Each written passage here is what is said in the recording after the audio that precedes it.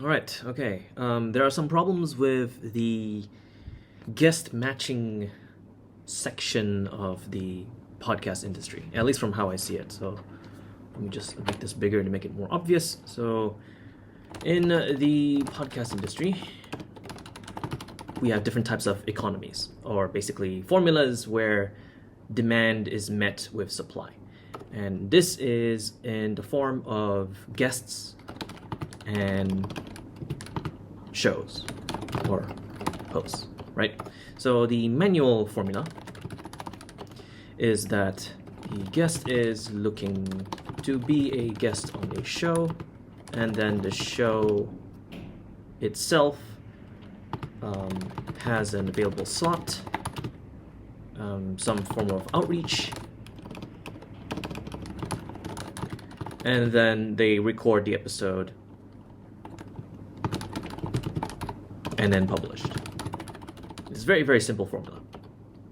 The problem is in the outreach. So if we further look into this manual formula, it's more like this. We have guest, outreach, which takes energy, searches for shows within target market, which takes energy, reaching out, actual outreach. So technically this is not outreach, this is more like research, which takes energy. Then there is the percentage chance of this being available. So whether the show actually is capable of having you on as a guest, which means that you have to play by volume, right? So we play by volume and number of applications to be a guest on a show, which is actually a multiplier of energy. Now, this is from guest side. From the host side, it's the exact opposite, right? You have this content calendar and you want to fill it in. Research, which takes energy. Search for guests by tier list. So, the most amazing New York Times bestsellers to the local businesses, to friends, etc., etc. Searching by different types of guests. So this is a variable in energy. And then you do the outreach, which is the energy. And then we have not the percentage availability, but more like percentage chance of landing the guest. Because it depends on the person's schedule, routine, etc. But I guess you could say it's also available, which is also then a play by volume. And for the show side, it means that the host needs to do this even more, or in a more intensive scale, because they have to have a show or a schedule to adhere to. So if it's a weekly frequency, then that means that they have to make sure to try to land a guest and land it and then record it and edit it, etc. by the allotted time. So there's greater intensity in maintaining this part of the formula. So guest matching platforms, if we zoom back out a bit,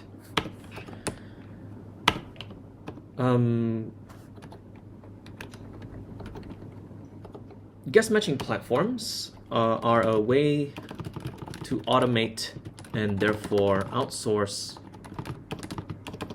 all of that energy into a third party, so that the guest can be a guest and the host can be a host. Which means that all platforms should be doing the following. Outreach, if it's a match. Availability is optional. And any form of filtering. So filtering, which means that, whether the host needs to do a guest tier list, or whether the guest needs to find shows of relevance. And then their way of doing this, like filtering, it depends on how big the show is, whether it's the right fit, whether it's the right language, whether it's the right target market, etc. But then that can really depend on the person. which means that in order for a platform to have a great launch, they need to already have volume. And if they need to already have volume, they also then need to have what do you call it? A certain number of successful use cases. Now, there were two. I'll explain more of the middle part in a bit, but like, let me just bold this and bold this. There were two use cases or two platforms that I was a part of, or technically still am for one of them, that I felt were a success. One was a closed community for podcast guests. It's not a platform. It was a Mighty Networks group, so you can think of it as more like a forum. And then people wrote down their, bio, links to their media kit, and then they asked, they presented what they were looking for, so like what shows they're looking for, what guests are they looking for, etc. And this was a lot more humane because there are no like employees that are doing the third-party liaising between you two, and it's just a matter of, if I'm in the mood to look for guests, this is the exact community where people are looking for guests actively. So you go out of your way, so hosts or guests go out of their way to DM those they think are appropriate.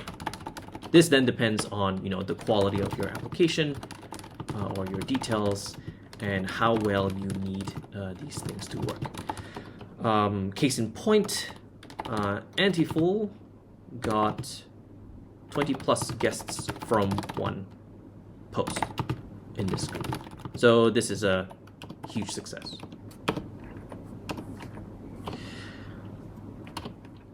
Sadly, this closed because it was only sustained by one person, and then it became really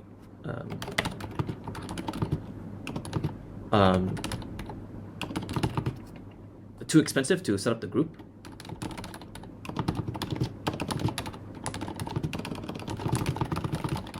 So we could probably do an alternative, like, host it on Circle and then have that open for everyone, something like that,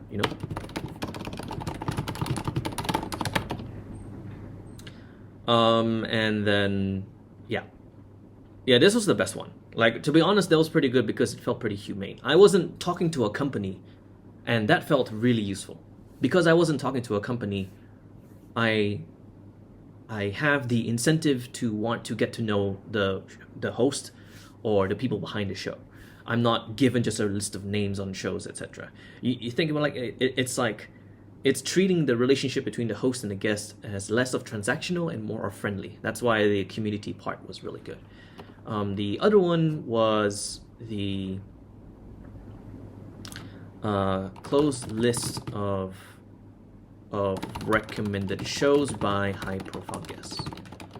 So I guested Benjamin Hardy is a very prolific writer. He was a guest on Antifool, and after the recording, he put me in a list of his own private shows to recommend potential future guests to. So if there's someone who is a guest and they know Ben and they're like, hey, I want a show that I want to be on a guest on a show that has your level of expectation, your level of quality, and I would like your recommendation. Who would it be? And then you can just easily, he can just easily push your name to like this list of 20 to 30 shows. So it's like a really, really good, high quality, filtered friend recommendation for guest hosting, for guesting. Sorry.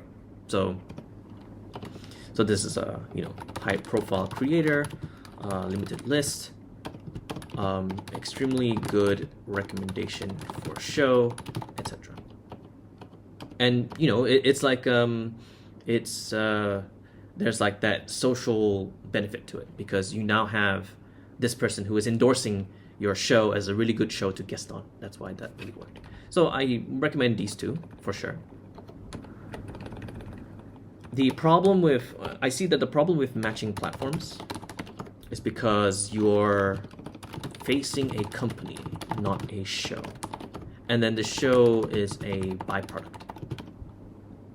So if you want to, a really good way to take away this, and I see this as a negative, right?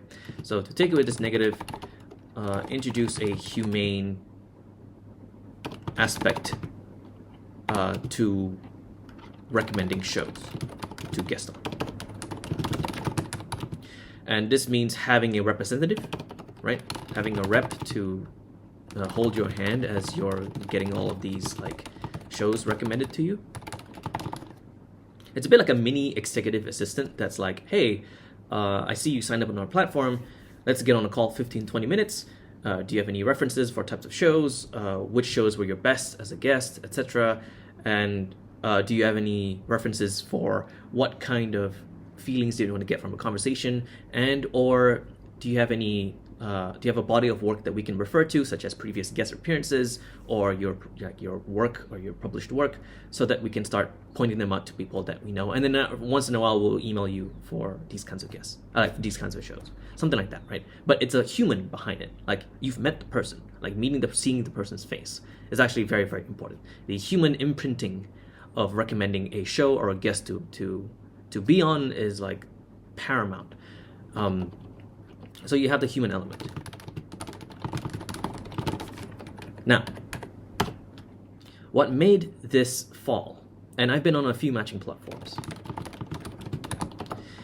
is that lack of humanity.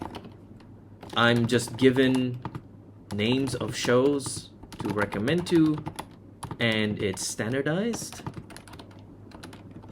So even if the recommendations are given to me, they're not exactly the best recommendations. So the QC of recommendations come into question.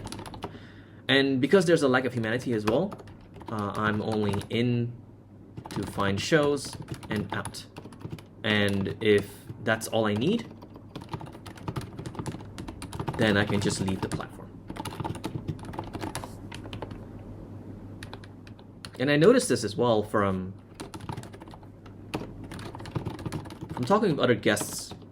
I'm not even like looking for guests, but talking with other people who are part of the platform. Most of the time they set up a bio and then they're a bit disappointed at some of the shows that were recommended to them.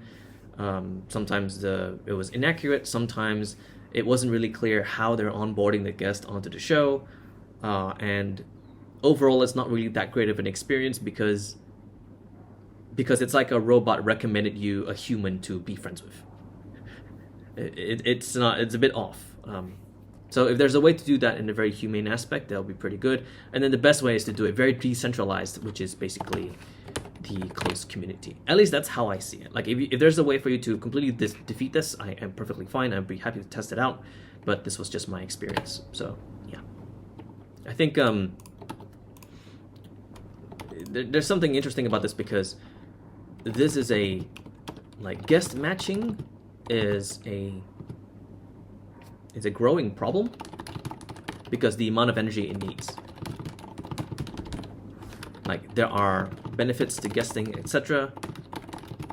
And then the amount of energy it needs to maintain this from both ends is quite high, which is difficult because guests want to guests and hosts want to hosts, but everything related to guest matching is just admin work. Technically, an EA can do everything that's in guest matching. So if you have like a podcast assistant that can do this on your behalf, that's also a great way of doing it. So yeah, have a look at that for another time. Or podcast assistant description. Anyway, that's all for now.